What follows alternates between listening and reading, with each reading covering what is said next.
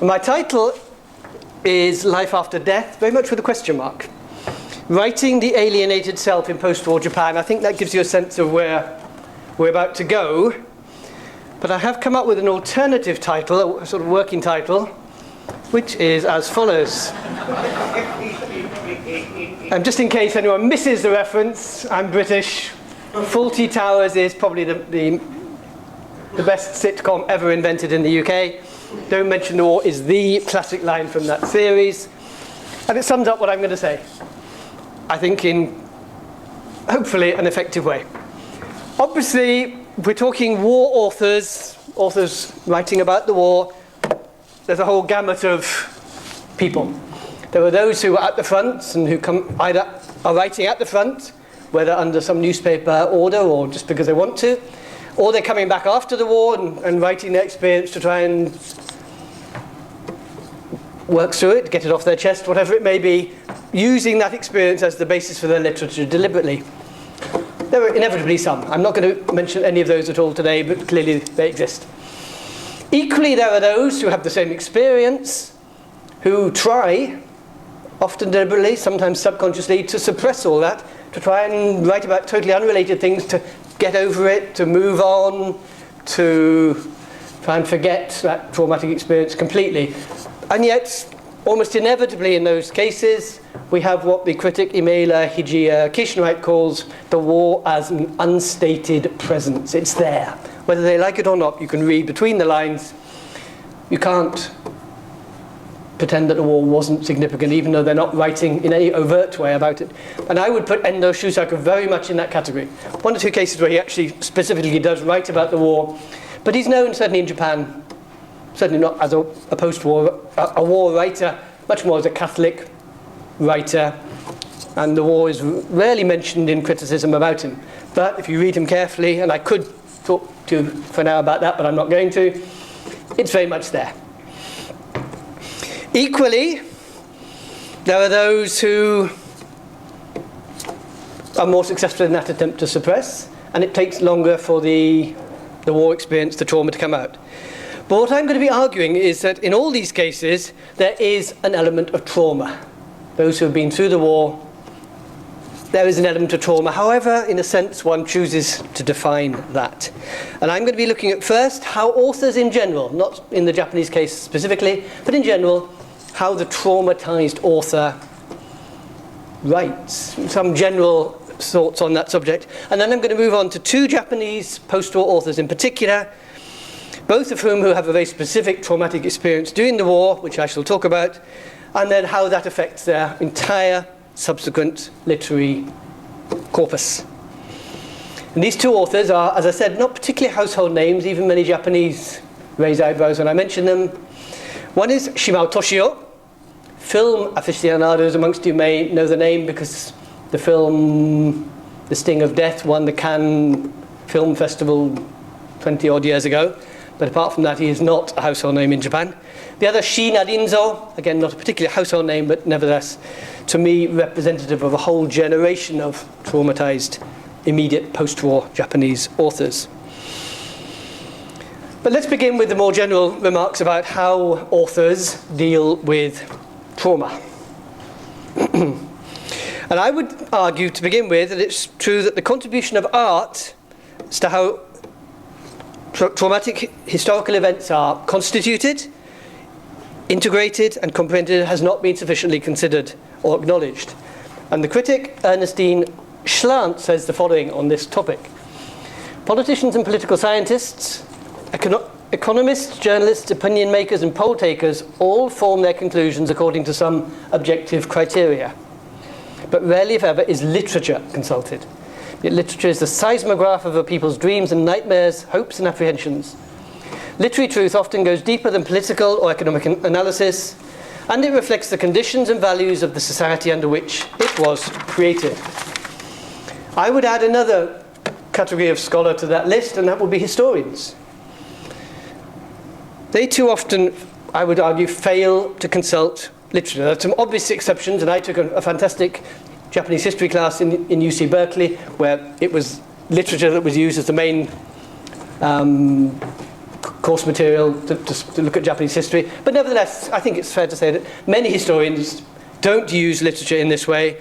Same with film. Film is often forgotten in producing their narratives of traumatic events and experiences. And in fact, I would go so far as to say that the neglect of artistic works by historians, political scientists, etc., helps explain, if only partly, why so many constitutive elements of the Asia-Pacific War remain controversial. The rape of Nanjing, the comfort women issue, Hiroshima and the whole debate as to what responsibility, etc., etc. I'm sure literature has something to contribute in as we look to move on. Maybe not for answers, but certainly some kind of conclusion to these debates that remain incredibly controversial, topical in Japan, even today, 65 years after the end of the war. One of the leading theorists on all this is Walter Davis. And he argues that traumatic events and experiences must be constituted before they can be assimilated, integrated, and understood. So what we need, in addition to the historical facts, which obviously we do need, is the subjective element, which I would claim the literary author is best positioned to provide. Drawing upon their formidable powers of intuition and imagination to create potent forms and images of extreme historical violence, psychological damage, and ideological contradiction, it's artists who can enable their audiences to virtually engage, to internalize, to actually know and respond to trauma in concrete human terms. And in this sense, art serves, according to Walter Davis, as, quote, the conscience of its community. And Davis goes on to say that creating new affects is one of the primary businesses of all great artistic work. I'm using artistic work in the broad sense. I'm not limiting that to literature, obviously. All forms of art. So what does all this mean in practice? As I said, some authors are directly involved at the front, as perpetrators, or as victims, survivors, others as witnesses, and still others were not present at the time at all. But there's a real sense in which many of these can be seen to be suffering the after effects of trauma. What perhaps today, in many cases, we would call PTSD, post-traumatic stress disorder. Many of these people are returning with varying degrees of, one could almost argue, all of them. Is it possible to go to a war front, a war situation, and not to some extent experience the traumatic nature of that experience? And how does one respond to that? Different people respond in different ways, obviously, but the trauma itself can't just be ignored and pretend it's not there, I think. And as artists, they're obliged, whether consciously or not, to consider their traumatic experience and the convoluted processes by which survivor narratives struggle to represent and to reconstitute that experience, and in so doing to reintegrate themselves through artistic expression. Another critic who's devoted a lot of time and thought to this is Kathy Caruth, who reminds us that with trauma, again, quote, there is by definition a period of latency. There's a period of time required, during which the victim experiences frequent and unwitting repetition of that traumatic event, as he or she feels as if, quote, she or he were back there, reliving the event, and the distance between here and there, then and now, collapses. Close quote. At the same time, however, the period of latency allows for a degree of perspective that allows him or her to begin the arduous process of working over and working through the trauma. So the survivor is seen as living, not with memories, but with an ongoing, but as yet unassimilated event. And the point to remember is that in integrating this and interpreting this, this can lead to an enlarged understanding of the self. This process of self-understanding, which again can be more or less seen in all great literature, is also very much part of this same process. Kathy Caruth also reminds us that while the images remain absolutely accurate and precise, They are largely inaccessible to conscious recall. Much of this process is going to be unconscious, subconscious. With time, a critical distance may be achieved. But then the question becomes whether the trauma is the encounter with death or some traumatic experience on a battlefield, for example, or the ongoing experience of having survived it. That in itself is part of the process. Another critic I have to nod to is Dominique Lacapra, who adds to this by citing two clearly identifiable stages in this process of getting over, coming to terms with some traumatic experience, both of which are crucial in moving forward, for laying certain ghosts to rest, and for renewing interest in life and the future. And he argues the following. Writing trauma involves two processes, one of acting out, working over, and then to some extent working through in analysing and giving voice to the past. Processes of coming to terms with traumatic experiences, limit events and their symptomatic effects that achieve articulation in different combinations and hybridized forms.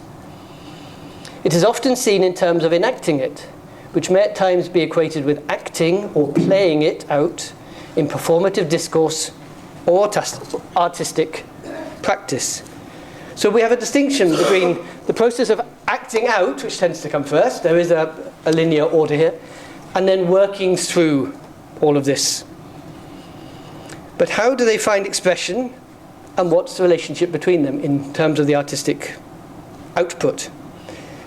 In his consideration of these issues, Lacapra offers the following definition of the process of acting out. It's related to repetition, and even the repetition compulsion.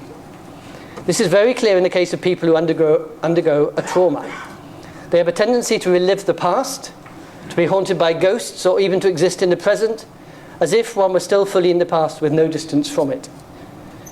For people who have been severely traumatized, it may be impossible to fully transcend acting out the past. So we have this shift from the acting out stage to the situation where the author embarks on the process of working through the experience. This may be subtle, may be imperceptible, but it tends to be marked off by a heightened ability to distinguish between past and present, to recall in memory something, and this is a quote from Lacapra, to recall in memory something happened to me back then, while realizing that one is living here and now with openings to the future. In all this then, our collective challenge, as concerned outside observers, is to engage, unlock and reconstitute the affect-charged human dramas that have been imaged, that have been imagined as well, in specific Japanese artistic representations of the traumatic past. And if we trawl through the literature, there's a whole wealth of images, both visual and verbal, that spring to mind. Many of the images here are quite famous. We have the classic picture of the A bomb building in Hiroshima, the famous portrait of the skeleton in Nagasaki, taken, I believe, by an American journalist immediately after August the 9th. Two more. This is from Okinawa on the left, and a kamikaze scene on the right. These are the kind of images which the authors that I'm dealing with are trying to come to terms with. What we are called to do is to try and grasp their relevance to the present and the future. Because if they're left ungauged, unconstituted, unacted upon, if you like, such images and the historical traumas that they reference will, whether we realize it or not, continue to disturb, both personally and collectively, like recurrent but unregistered nightmares. At which point, let's move to the specifically Japanese response to this. And I start from the premise that the events, experiences in the aftermath of the Asia-Pacific War were not only traumatic for the majority of Japanese people in the nation at the time, but they have continued to be so to the present. In this sense, Japanese artists affected by trauma, whether directly or indirectly, can be understood to be engaging in ongoing collaborative projects aimed at more fully constituting particular traumatic experience and events in very cognitive and affective terms. So that brings me to my two authors, Shimao Toshio and Shiina Rinzo, both of whom came of age during the war. They were both teenagers at the time, late teenagers, early 20s. Neither of whom saw active service at the front, had very vastly different experiences of the war between the two of them, but who can nevertheless be used to offer insights into how the artist deals with trauma. And I would say that in their literature, we can see these two processes of acting out followed by working through the trauma. So I start with my first friend, Shimao Toshio, born 1917, so it gives you a sense of where he was at the start of the war.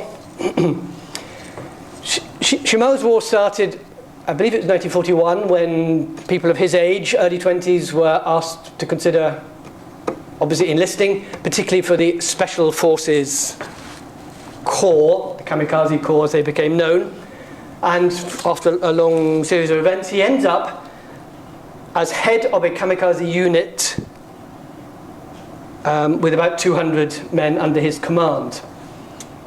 They are located right down, almost towards Okinawa. They're put on an island, the 20 of them, really preparing for their one mission, and told to await the ready alert and further instructions. And they do that for 2 years. And he writes a lot about the 2 years he spends on the island, the girlfriend he makes on the island, trying to live a normal life under those circumstances, etc., but always knowing fully well that what he's destined for. The order to sail, and this is what we're talking about. We're not talking about kamikaze planes, we're talking about kamikaze boats with the bombs. And this is actually taken from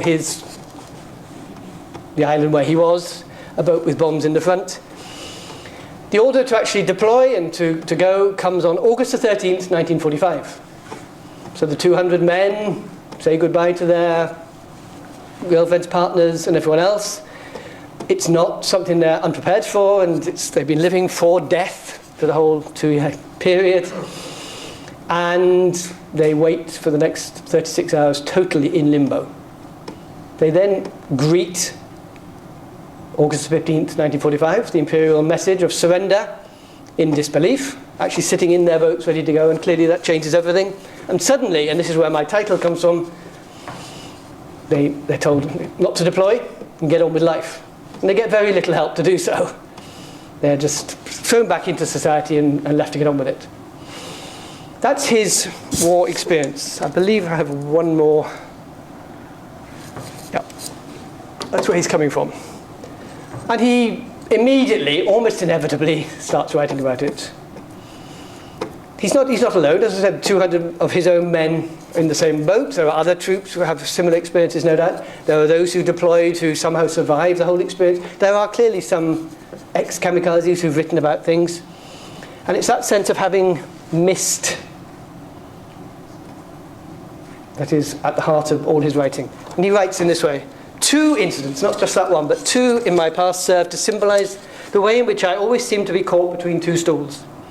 At the time of the Great Kanto earthquake, which was 1923, when half of Tokyo was destroyed by the earthquake, I left our home in Yokohama in order to recuperate and was thus unable to become a victim. Interesting choice of words. Then, in the war, I opted for service as the commissioned officer and became head of a kamikaze squadron. But we never sailed, and I survived the war, having never experienced life at the front. He'd experienced life on a beautiful desert island, not at any front. Okay, where does he go from there? Well, as a footnote maybe, he fairly soon turns to religion and becomes a baptized Catholic. I'm not going to go much further. I could do, but in fact my PhD was looking more at that side of things than anything else. But he has to somehow cope, and that's his coping mechanism, or one part of it, if you like. For those spared such confrontation with death, we can only guess at the psychological upheaval and trauma he went through, both at the time and as he sought to act out and then work through these events to return to normalcy. But his works give us fascinating insights into the workings of the human mind in extremis. His work can be seen as both offering some of the most detailed case studies in modern Japanese literature of man emerging from the ashes of defeat. Equally, they are some of the most haunting examinations of human nature in all of modern Japanese literature, I would argue. And I often compare him with Dostoevsky, who obviously has similar experiences of being taken out with a death penalty around his head and then spared at the last minute, and then we see what happens with the brothers Karamazov and everything else. There's a similar, I think one can make similar conclusions there. Shimao starts his oeuvre by asking the questions of how to cope with traditional peace after such an experience.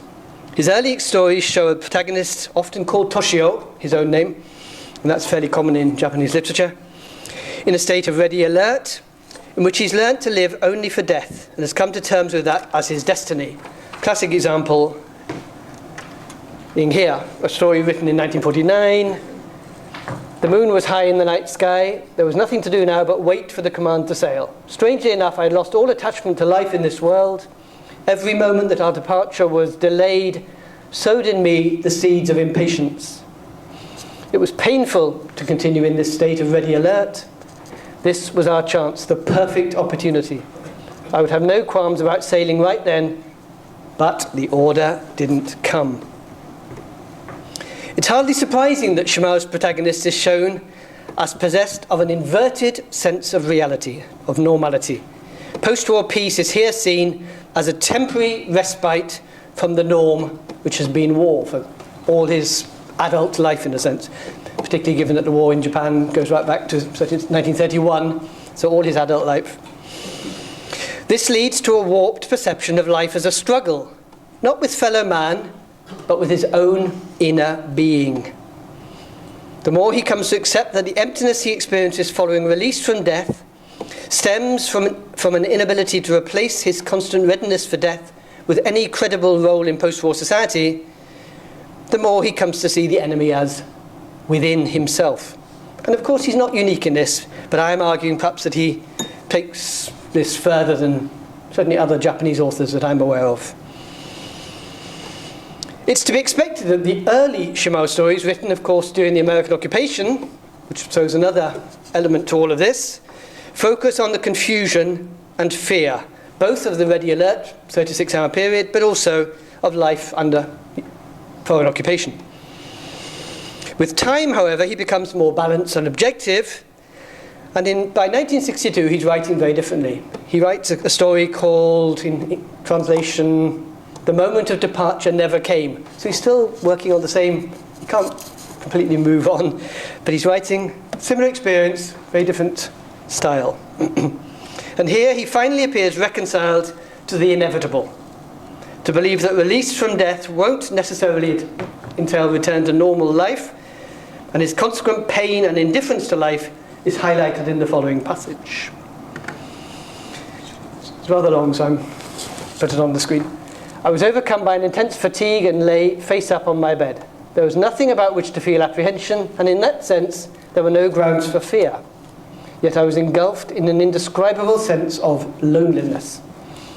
It was as though the future, in which there was an alternative to death, but which had previously been banished from our minds, had been reduced with the passage of time to something commonplace, and the sense of fulfillment in life that I'd assumed would ensue automatically seemed to slip through my fingers.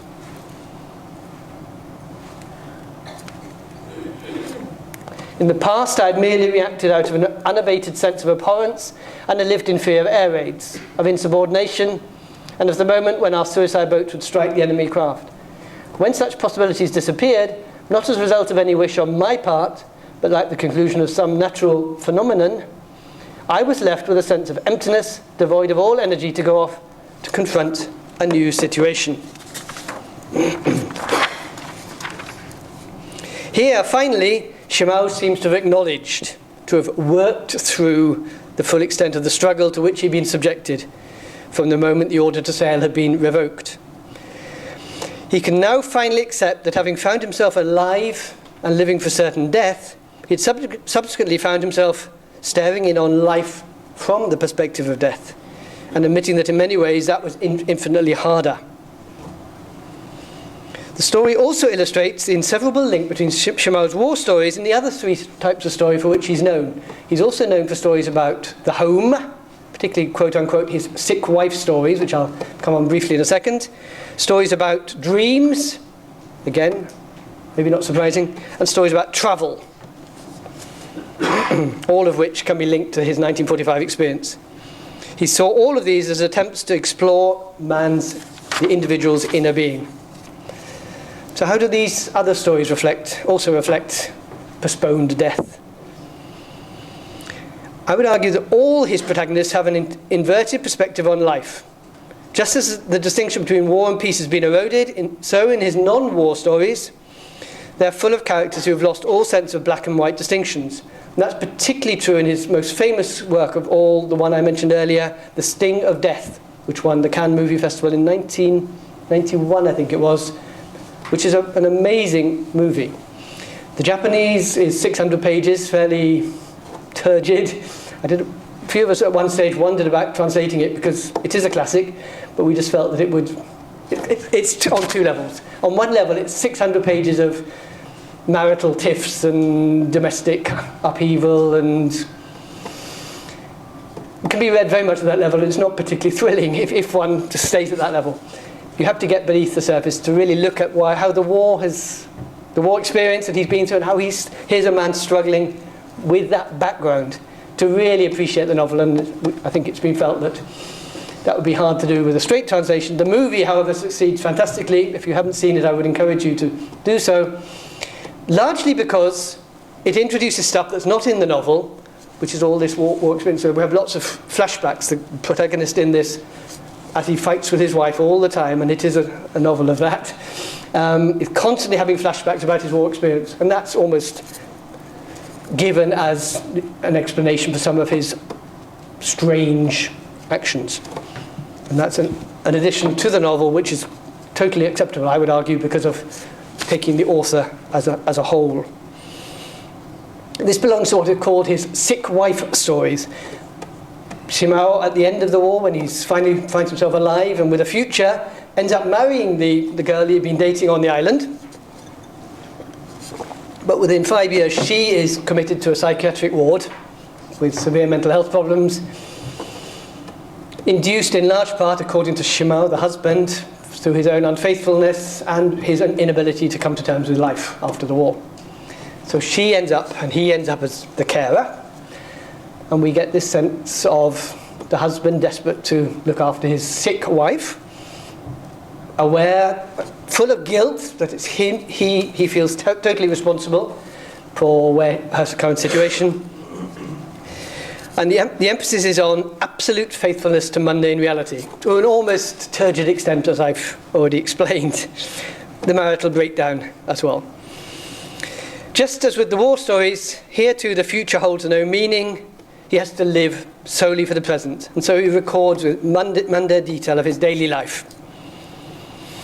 On the surface, therefore, The Sting of Death portrays in graphic detail one marital tiff after another, with the only saving grace being the couple's determination to stay together at all costs.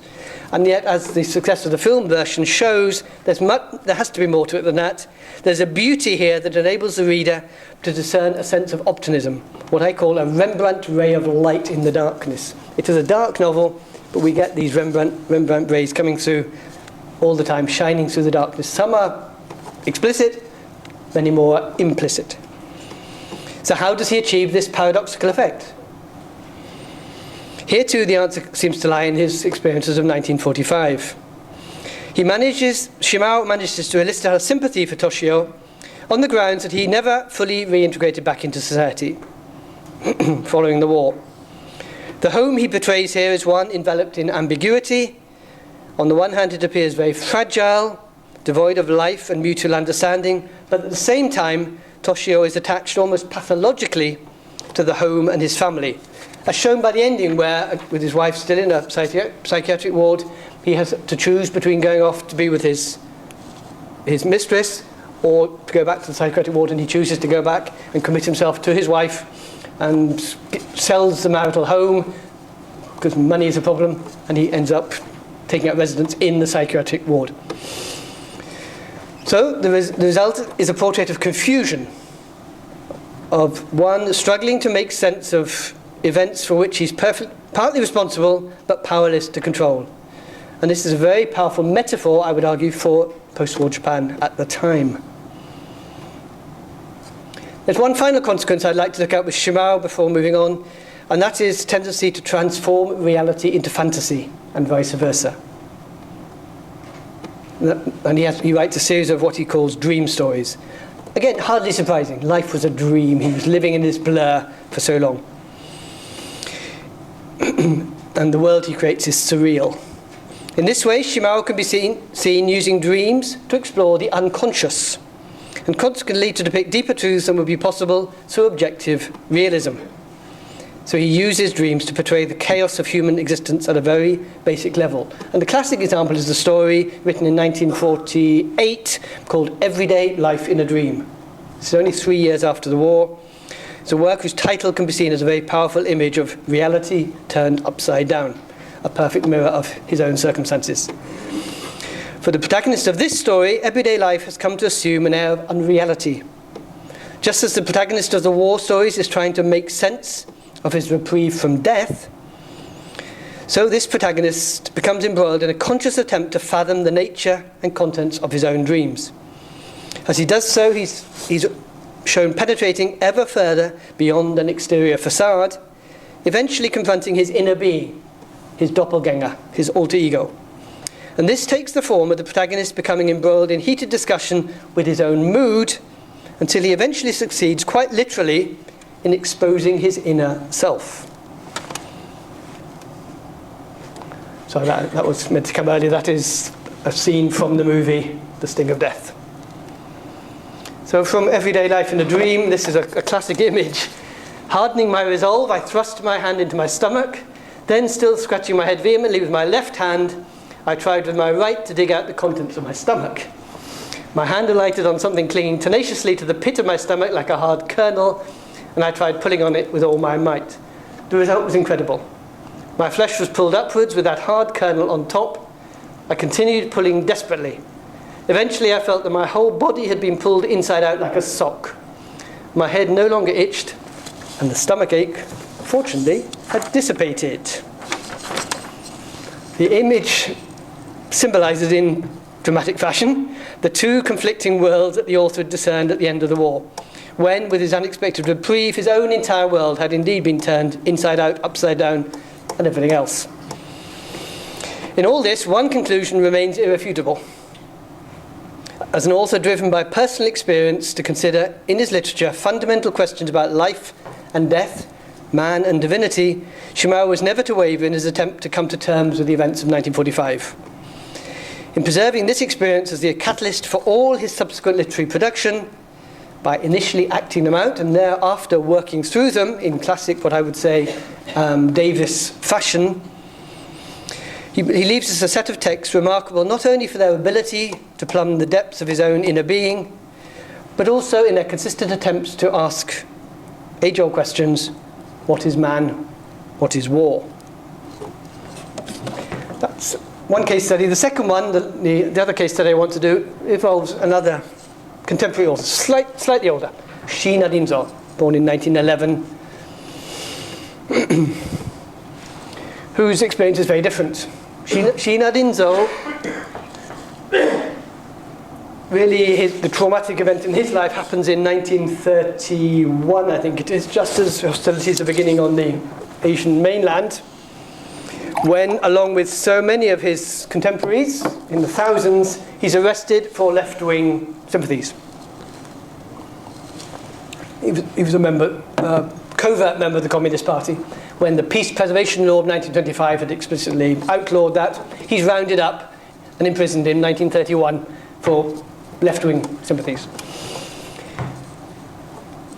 That leads to soul-searching, inevitably, And if one studies the literature on this, it's incredible the number of authors not just authors, people in their thousands who, confronted with a document which they were asked to sign, renouncing all their left-wing sympathies with the option of being freed if they did so. I think it's 95% or so who signed those documents historically, and he's one of them. This is called Tenko. I was trying to think of a good image to put with this slide and ended up struggling and came up with a book. And the only reason I've done this is the study of Tenko and looking at various people who committed Tenko, political apostasy. Signed a document saying, I was wrong, I give up my communist sympathies, I'm going to become a proper member of society without political activism, etc. As I said, 95% of people imprisoned in this roundup did so. The interesting thing for me is that this is volume 5. It's a thick book. It's volume 5. There were thousands of these people who committed, quote-unquote, Tenko, this political apostasy. That's in 1931. He's released as a result of this signature, but he's clearly very much a marked man, as all his fellows were. He's found, I was going to say gainful employment, hardly gainful, he's found a job by the military police who watches every move, inevitably. He works in a match factory for most of the war. He can't be trusted to do anything on his own without a minder.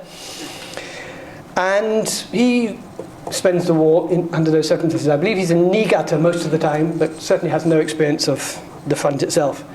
And he confronts 1945, surrender and everything else, in classic John Dower mode. John Dower, probably the number one historian of the period, who writes in Embracing Defeat, the Pulitzer Prize winning study of the whole period, when Japan was experiencing what he calls kyodatsu, lethargy. The whole country was just drained, exhausted at that point, and he's a classic case of that. And we've got a literary representation of that. And in many ways, he can be seen as the literary voice of the masses. He's often called that. So his Tenko, his decision to sign this document, I was wrong, I'm not a communist anymore, etc., etc., it certainly leads to his release, but obviously it leads to a sense of guilt at the same time. He's abandoned his principles in many ways. He's abandoned some of his friends who've stayed in prison, and mixed feelings. It certainly doesn't lead to immediate reintegration back into society. Sheena has very little in terms of an international reputation. He's not been really translated much, but he is arguably the representative author of this whole generation of disenfranchised, alienated, which is why I brought him in today because of the conference theme, authors of the immediate post-war period. And he's often seen as representative of the so-called après-guerre, the Sengoha group of writers in Japan. He's alienated, what one critic calls a deracinated individual. He's got no roots in society or anywhere else. He certainly struggles to come to terms not only with the big national issues of the day, responsibility for defeat, guilt, the position of the imperial institution, and all of this, but also far more immediately with the need to survive. His buzzword is to endure. That's all he can do. Get through it. In the ruins, quote-unquote, of post-war Japan. And one of his friends, a critic, wrote the following about him. Both physically and spiritually, it was ruins that moulded Sheena inexorably into a unique writer. Unable to look down on these ruins from above, he was forced to crawl around hopelessly within them. But the knowledge that he'd escaped the calamities of the war alive would have made every day precious and yet, paradoxically, totally empty. And this refers obviously not just to the ruins of Tokyo and post-war Japan, which was in ruins, but also to the ruins of his own inner being. Indeed, as Sheena himself acknowledged as he emerged from the war, he was obliged to confront the ultimate question: why am I alive? That is the stubborn question with which I am continually confronted. I've lost all hope in the history of mankind and cannot believe in its future. All I can believe in is the end of mankind. When I hear such words as the happiness of mankind and peace, I just want to burst out laughing. The issue lies at the heart of all his prose narratives, particularly the early ones. Most notably in the portrayal of his first-person narrator, who's called Sumaki, of his very first novel in 1947, the midnight banquet with which he announced his arrival on the literary scene. Tsumaki's evocations of his abject circumstances are among the most poignant on record for the period. They go something like this. I have no future and the past has been destroyed. I am merely a solitary ruin. My heart is weighed down by the realization that I was destroyed in the very process of my birth. I was destroyed the very moment I received my destiny. All that remains of me is a solitary ruin that is living for a concrete death. There can be few more honest literary portrayals of the depths plumbed by so many in the immediate post-war period. And it's very clear, and this is a Japanese literary trait where the author, identifying with his protagonist very closely, is almost taken for granted. At the same time, however, Sheena's here clearly evoking more than the physical ruins of occupation Japan. The emphasis is on his spiritual state, one devoid of past or future, simply existing, enduring the present. Thus, there may be many examples in literature of the time of the individual devoid of anything in which to place his trust except himself. But for Sheena, I would argue, even such trust in himself is gone. There is then a fundamental oxymoron underlying this work. In the attempted fusion of the subjective depictions of the circumstances of ruin, of ruined Tokyo, firebombed Tokyo and everything else, and the author's objective analysis of life within those ruins. And he saw this as an inevitable consequence of his own past. The point was taken up by another of Sheena's friends and critics, Hanya Yutaka. For Sheena, as well as for me, all literature stems from a continuing challenge to attempt to say that which cannot be said, to transmit that which can never be transmitted, to describe the impossible as if it were possible. The comment echoes one that many of you will be familiar with, the words the Emperor used in August 15, 1945, "We must endure the unendurable." That was the imperial rescript of surrender. And it's often mirrored in lots of literature of the time. The challenge for Sheena and his compatriots was to capture the essence of this paradox, to give literary expression to it, to this opposition. So how does he do this? Why is it not just, again, a very negative, depressing portrait? I'm going to argue, I'm going to bring Rembrandt back into this. There is that light coming through. Perhaps his response to this challenge can best be encapsulated in his oft-stated belief that there can be no depiction of hope without consideration of its inverse, absolute despair. He argues, quote, "Despair is impossible without hope, and equally hope is not possible without despair." Similarly, the brightness which I shall be arguing does ultimately permeate his text is a brightness premised on a knowledge of darkness.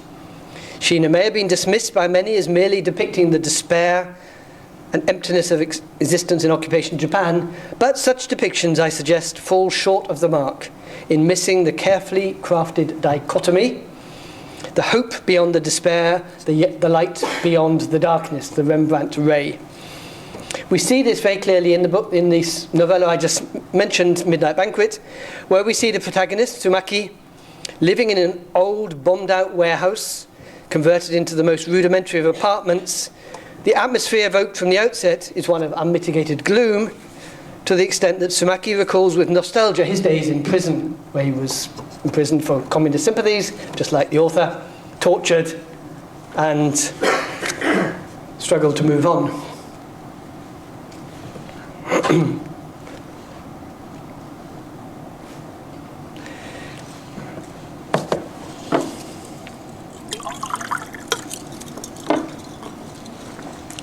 Now, when it rains all day, I feel stifled. Even when in prison, I could inhale the spray from the rain through the window and could watch thoughtfully as the tall red brick wall gradually changed hue to an ugly mud colour.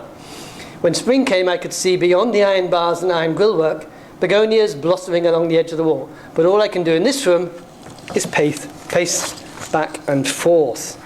Struggling to endure such meaningless, Tsumaki not surprisingly finds himself questioning the very purpose of his present life. I'm devoid of all memories, and not for me the dreams of a shining future. All that exists is the unendurable present, but to one forlorn of hope, just because the present is hard to endure does not mean any hope of improvement. What can be improved and how? All that remains for me is to endure the unendurable present. Again, we remember the Emperor and his comments in 1945. Based on such passages, it's hardly surprising that Sheena was categorized as an author of despair. Reputation was in large measure self-inflicted. He brought it upon himself with his writing. Almost immediately, however, and this is the important bit, comes evidence of more than meets the eye of a narrator determined to penetrate beyond this immediate pain and misery by drawing attention to the fact that Tsurmaki is not simply succumbing to despair. The inversion is first evidence in his response to his depressing, quote-unquote, neighbours. All my neighbours incite in me a profound sense of despair. They reduce the various yearnings of my heart to a sense of hopeless despair, and yet I'm content. I've begun to love my despair.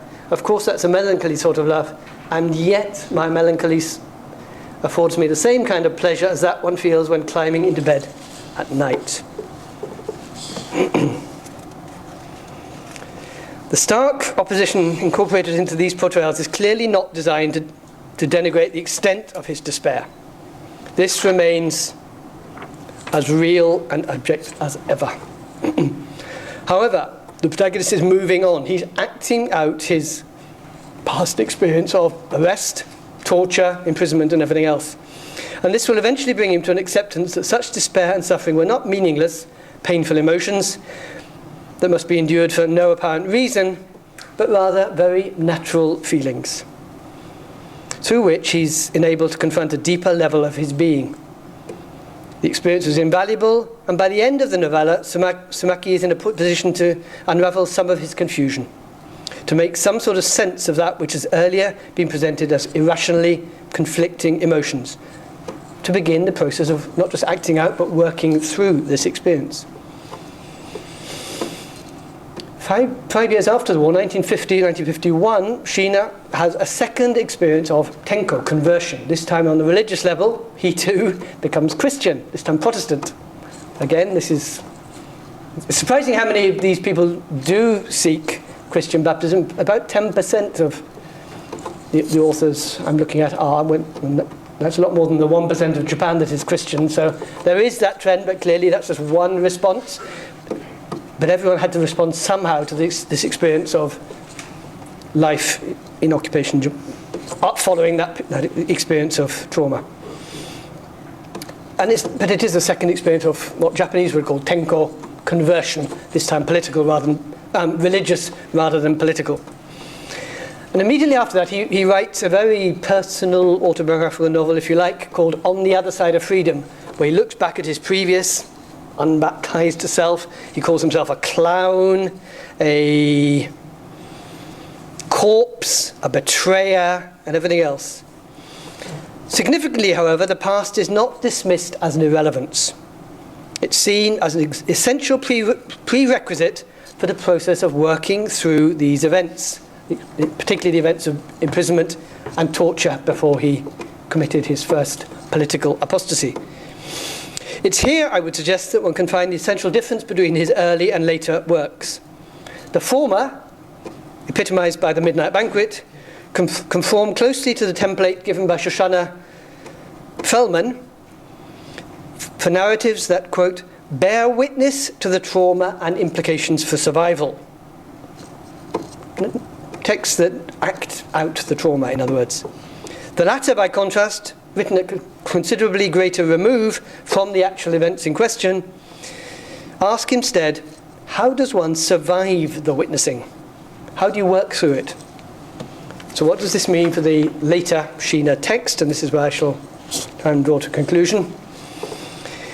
In first of these, On the Other Side of Freedom, Sheena draws in greater detail than ever before on autobiographical material. He outlines his his life, his running away from home, his mother's suicide, his decision to get involved in left-wing politics, his arrest, his torture, and his release, and the attempts by the military police to at least find him employment, if nothing else. It's very much based on that personal experience. In all of this, it's clearly difficult to avoid the sense of the author, Sheena, as omnipresent, frequently casting judgment on his protagonist, who's called Seisaku, from his current perspective on the other side of freedom. He's now had this second experience of Tenko. He's on a different side. This is strong evidence of an author working through his material as opposed to simply acting it out. The trait is even more clear in the final novel I want to look at, called The Canal, written in 1955, which deliberately picks up where the former autobiographical novel leaves off, shows the protagonist in Tokyo trying to rebuild his life. He's still working in a match factory and other doing mundane work, but he's at least trying to think about a future, not just a present, and trying to do more than simply endure, which had been the buzzword.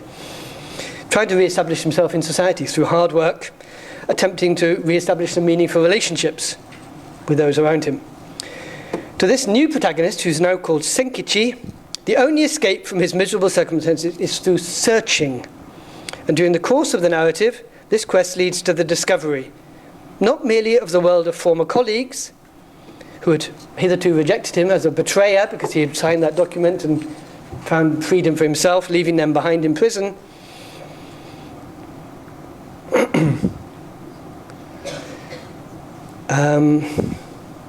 But also of a greater affinity with the mundane and harsh reality of the masses in general.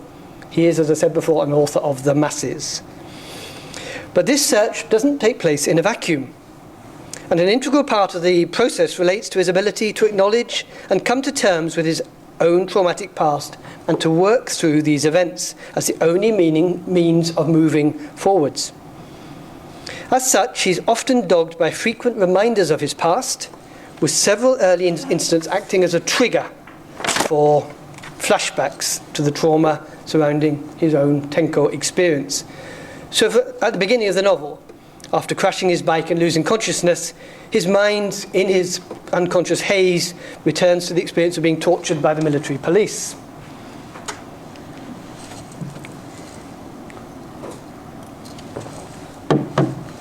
Senkichi recalled the large auditorium on the second floor of the police station. There was a long, thin, plain wood desk in the middle, behind which sat a young prosecutor and clerk.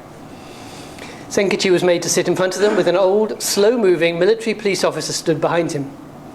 He was ordered to tell them the names of the local party members who had contacted him and of those in his cell. When Senkichi said that he knew none, the officer passed a bamboo between his hands, now tied behind him, and his back, and then pulled it up towards his shoulders with a shriek.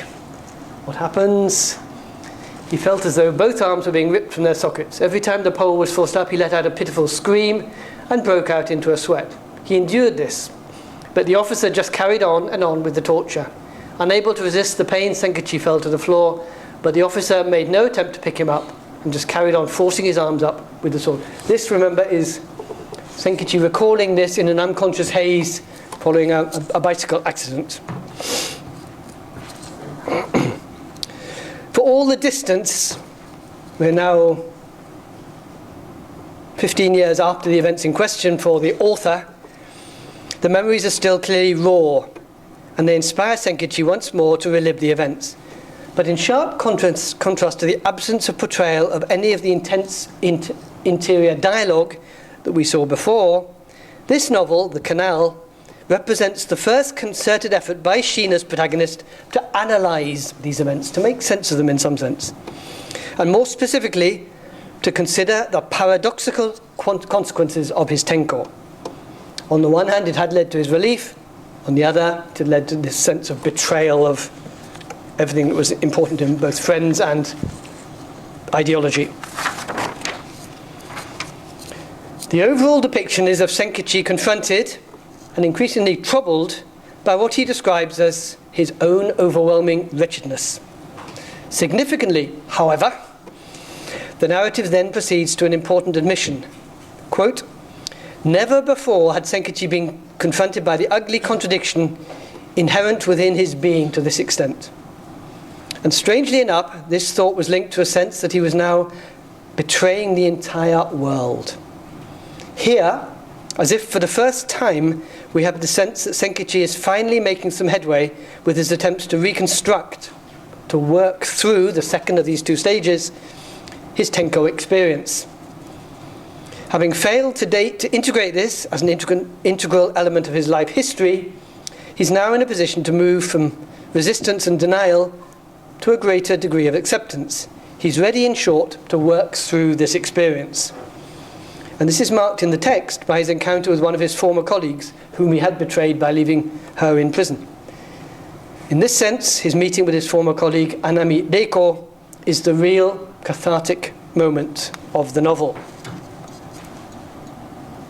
When they bump into each other on the street, she didn't smile, she simply stared at him with an expressionless look in his eye, in her eyes, I think, and replied in the Kansei dialect, yes.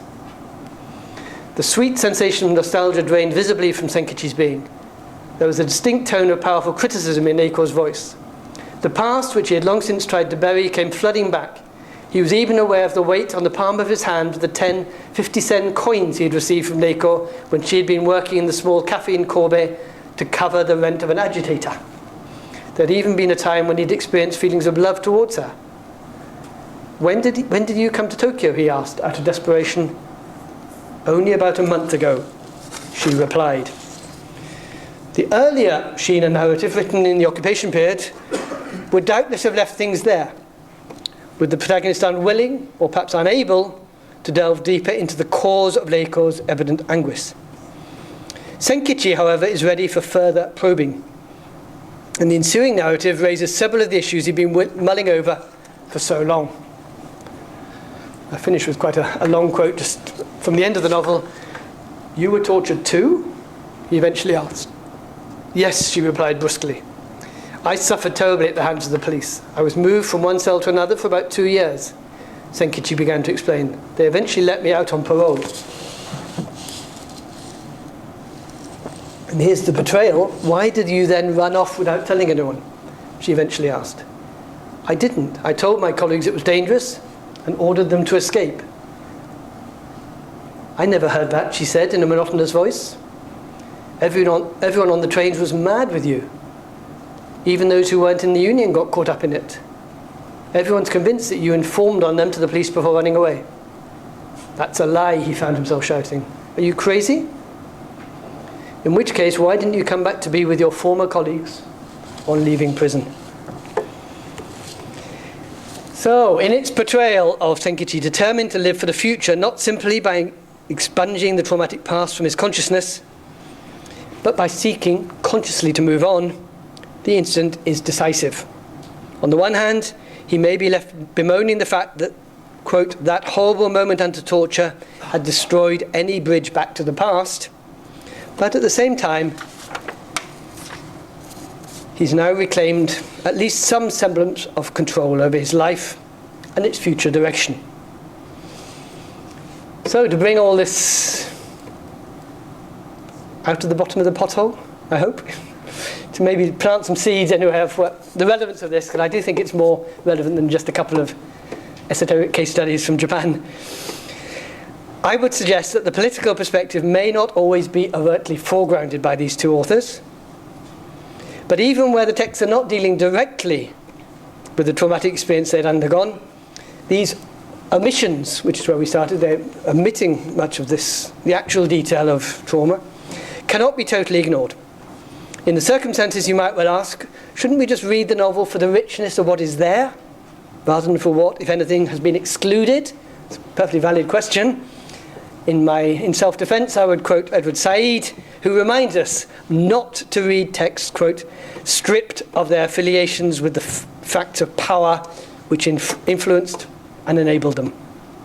Shimao and Shina may not be household names in Japan, but I would argue their works are an invaluable resource, not just for the literature aficionado, but also for the historian, politician, maybe even the diplomats, trying to move on from the issues that continue to cast long shadows on international relations in East Asia. Thank you very much.